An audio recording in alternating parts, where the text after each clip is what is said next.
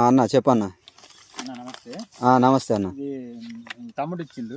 నేనే ఇచ్చిన అన్నది. ఈ తమ్ముడు ఇచ్చిండు. మా గ్రోతింగ్ మాత్రం బాగా వచ్చింది.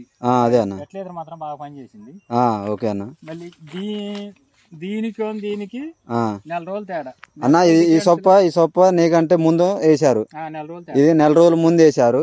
నెల రోజుల తర్వాత నీ సొప్ప వేసావు గింజలు. దానికి దీనికి డిఫరెన్స్ ఏముందంటే బాగా వచ్చింది. దీని మీద ఇది క్రాస్ చేసింది. క్రాస్ చేయడానికి కారణం ఏంటంటే మనకి కర్ర కూడా మంచి గ్రోతింగ్ ఉన్నది. ఇంతవరకు నెల అయింది పోసి ఇప్పటి వరకు కూడా కర్ర ఇంకా గ్రోతింగ్ ఉన్నది. కర్ర కూడా మంచిగా ఊరింది అన్న. అదే మన గ్రాన్యూల్స్ బాగా వచ్చింది. అదే అన్న. అదే సొప్ప కర్రలు బాగురినాయి అన్న. కర్రలు బాగురినాయి. ఎదుగుదల మీద కూడా బాగుంది. చేను అంతా బాగానే ఉంది అన్న.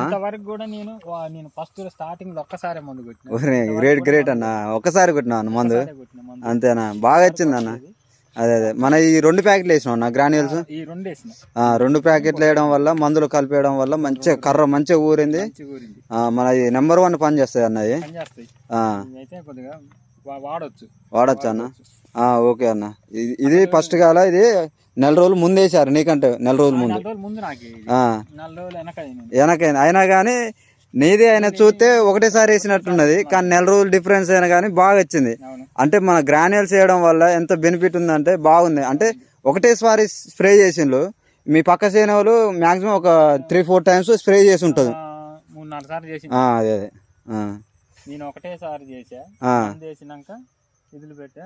మళ్ళీ గ్రోతింగ్ ఉన్నది. అదే మంచి సైజ్ వచ్చింది. వస్తుంది అన్న. బాగుంది అయితే. దీనివైతే వాడొచ్చు. ఓకే. మాత్రం బాగుంటది. అదే అదే వాడుకోవచ్చు రైతులు.